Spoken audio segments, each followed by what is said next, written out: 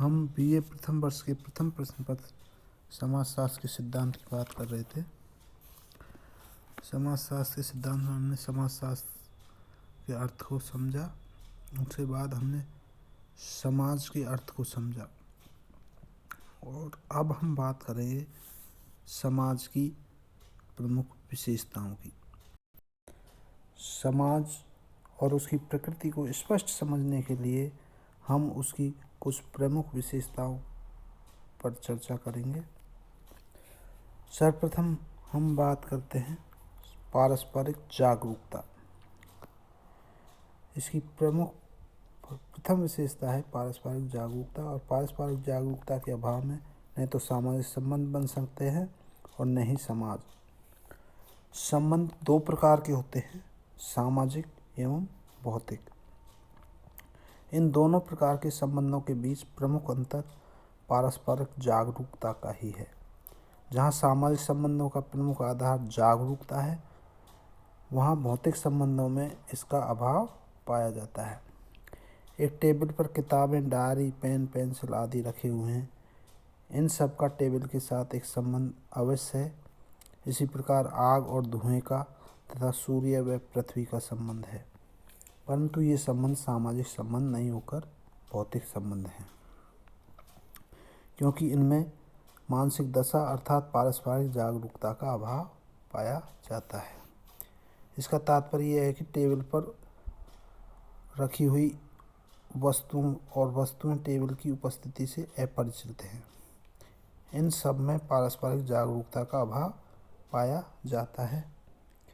जहाँ व्यक्ति पारस्परिक जागरूकता के आधार पर एक दूसरे के साथ अंतःक्रिया करते हैं, वहीं सामाजिक संबंध स्थापित होते हैं और सामाजिक संबंधों से ही समाज का निर्माण होता है। इससे यह स्पष्ट होता है कि सामाजिक संबंधों के लिए पारस्परिक जागरूकता का होना अत्यंत आवश्यक है।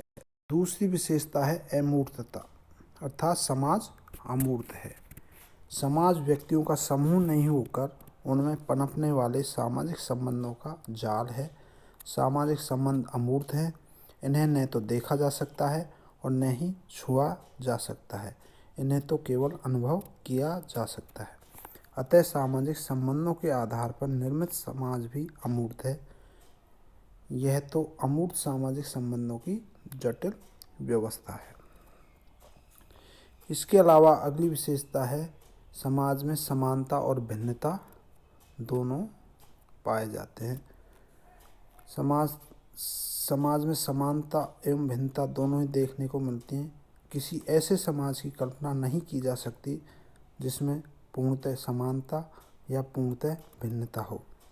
प्रत्येक समाज में ये दोनों ही बातें अनिवार्यतः पाई जाती हैं। यहाँ हम इनका पृथक पृथक से विचार करेंगे। सबसे पहले लेते हैं समाज में समानता। जब तक लोगों में किसी न किसी मात्रा में समानता की भावना नहीं होगी, तब तक उनका एक दूसरे से संबंधित होने या इकट्ठा रहने का प्रश्न ही नहीं उठता। ऐसी स्थिति में समाज का निर्माण भी नहीं हो सकता। यहाँ समानता का तात्पर्य यह है कि एक समाज के अधिकांश सदस्यों का प्रमुख सामाजिक समस्याओं के संबंध में समान दृष्टिकोण पाया जाता है। साथ ही वे समाज द्वारा स्वीकृत लक्ष्यों की प्राप्ति हेतु मिलजुल कर कार्य करते हैं। जो लोग कुछ मात्रा में शरीर और मस्तिष्क की दृष्टि से समान हैं तथा जो एक दूसरे के निकट हैं, उन्हीं में समाज पाया जाता है। दूसरा आता है समाज में भिन्नता यानी असमानता। समाज में समानता के साथ साथ भिन्नता भी पाई जाती है। मैकाइवर और पेज लिखते हैं कि यदि सभी लोग पूर्णतः समान होते तो उनके सामाजिक संबंध चींटियों या मधुमक्खियों के जैसे काफ़ी सीमित होते। ऐसी दशा में उनमें आपसी लेन देन या पारस्परिक आदान प्रदान बहुत कम होता। लिंग भेद असमानता का एक उदाहरण है और इसी भेद के कारण संतानोत्पत्ति संभव हो पाई है। समाज में असमानताओं के पाए जाने के कारण ही प्रत्येक एक दूसरे से कुछ न कुछ लेता और बदले में कुछ देता है। यह बात परिवार, मित्रमंडली, समूह, समिति, समुदाय सभी में पाई जाती है। सभी प्रकार के सामाजिक संबंधों में भिन्नता या असमानता की महत्वपूर्ण भूमिका देखने को मिलती है। समाज में भिन्नता समानता के अधीन है। समाज में श्रम विभाजन पहले सहयोग है और फिर विभाजन। इसका तात्पर्य यह है कि समान उद्देश्यों की पूर्ति के लिए लोग एक दूसरे के साथ सहयोग करते हैं, परंतु उद्देश्यों को प्रभावपूर्ण ढंग से प्राप्त करने के लिए वे आपस में कार्यों को बांट लेते हैं, अर्थात उनका विभाजन कर लेते हैं।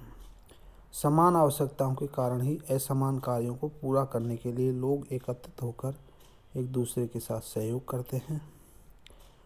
उदाहरण के रूप में अगर हम लें तो कुछ व्यापारी लाभ कमाने के उद्देश्य से साझेदारी के संबंधों में बन जाते हैं और मिलकर व्यापार करते हैं। इसकी अगली विशेषता है समाज में सहयोग और संघर्ष दोनों ही पाए जाते हैं। प्रत्येक समाज में सहयोग और संघर्ष सार्वभौमिक प्रक्रियाओं के रूप में पाए जाते हैं। सरल या आदिम समाज से लेकर आधुनिक जटिल समाज तक में सहयोग और संघर्ष पाया जाता रहा है। हम यहाँ इनकी पृथक पृथक चर्चा करेंगे। सबसे पहले लेते हैं सहयोग। प्रत्येक कार्य या उद्देश्य में सफलता का आधार सहयोग ही है। पारिवारिक, राजनीतिक, आर्थिक, धार्मिक आदि क्षेत्रों में हर समय सहयोग देखने को मिलता है। सहयोग के अभाव में न कोई परिवार अपने इच्छित लक्ष्य को प्राप्त कर सकता है और न ही कोई राजनीतिक दल। चुनाव में कई राजनीतिक दलों ही की हार का एक प्रमुख कारण उनके सदस्यों में सहयोग का अभाव ही रहता है। किसी भी कार्य में सफलता सहयोग पर ही निर्भर करती है। दूसरा, संघर्ष। समाज में सहयोग के साथ साथ संघर्ष भी देखने को मिलता है। संघर्ष का प्रमुख कारण कुछ शारीरिक या वैयक्तिक भिन्नताएं, सांस्कृतिक भिन्नताएं, विरोधी स्वार्थ या स्वार्थों का टकराना एवं तीव्र गति से होने वाले सामाजिक परिवर्तन हैं। लोगों में रुचि, स्वभाव, चरित्र, व्यक्तित्व, रहन सहन, वेशभूषा, आचार विचार संबंधी भेद पाए जाते हैं। इसी प्रकार लोग अलग अलग धर्मों, संप्रदायों या मतांतरों से संबंधित होते हैं। एक समाज और दूसरे समाज की संस्कृति में भी अंतर पाया जाता है। साथ ही लोगों या समूहों के एक दूसरे के विपरीत स्वार्थ भी होते हैं, अर्थात कई बार उनके स्वार्थ आपस में टकराते हैं। सामाजिक परिवर्तन की तेज गति के कारण भी व्यक्ति और समूह कई बार बदलती हुई नवीन परिस्थितियों के साथ अनुकूलन नहीं कर पाते। ये विभिन्न प्रकार की भिन्नताएं, स्वार्थ एवं सामाजिक परिवर्तन संघर्ष के लिए मुख्य रूप से उत्तरदायी हैं। मानव समाज में सहयोग के समान संघर्ष भी मानव सभ्यता के विकास के प्रत्येक स्तर पर देखने को मिलता है। इसकी अगली विशेषता है समाज अन्योन्याश्रितता पर आधारित है। अन्योन्याश्रितता समाज की एक अत्यंत महत्वपूर्ण विशेषता है। अन्य शब्दों में यह कहा जा सकता है कि अन्योन्याश्रितता समाज की उत्पत्ति एवं विकास में एक आधारभूत तत्व है। वास्तव में यह मानव जीवन, सभ्यता एवं उन्नति का प्रमुख आधार है।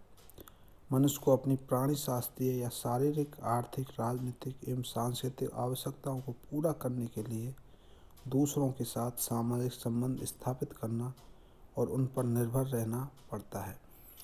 एक समाज के विभिन्न सदस्यों को अपनी विविध आवश्यकताओं की पूर्ति के लिए एक दूसरे पर निर्भर रहना पड़ता है। आदिम से आदिम और छोटे एवं सरल से सरल प्रकार के समाजों में भी व्यक्ति को यौन संतुष्टि, शिकार एवं जीवन रक्षा के लिए दूसरों पर निर्भर रहना पड़ता है। आधुनिक जटिल समाजों में तो श्रम विभाजन के बढ़ने से मनुष्य और साथ ही समाज के विभिन्न अंगों की एक दूसरे पर निर्भरता और भी बढ़ गई है। अगली विशेषता समाज सदैव परिवर्तनशील एवं जटिल व्यवस्था है। समाज की एक अन्य महत्वपूर्ण विशेषता इसकी सदैव परिवर्तनशील प्रकृति है। सामाजिक परिवर्तन एक सार्वभौमिक प्रक्रिया है। विभिन्न कारणों से सामाजिक संबंधों में परिवर्तन आता रहता है। व्यक्तियों की परिस्थितियाँ एवं भूमिकाएं बदलती रहती हैं। पारस्परिक अपेक्षाओं में भी समय के साथ साथ बदलाव आता रहता है। इन सब के परिणाम स्वरूप समाज बदलता है।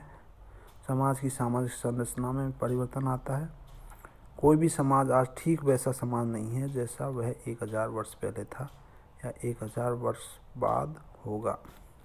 साथ ही समाज एक जटिल व्यवस्था है जो अनेक प्रकार के सामाजिक संबंधों से निर्मित है। इसकी अंतिम विशेषता समाज मनुष्यों तक ही सीमित नहीं है।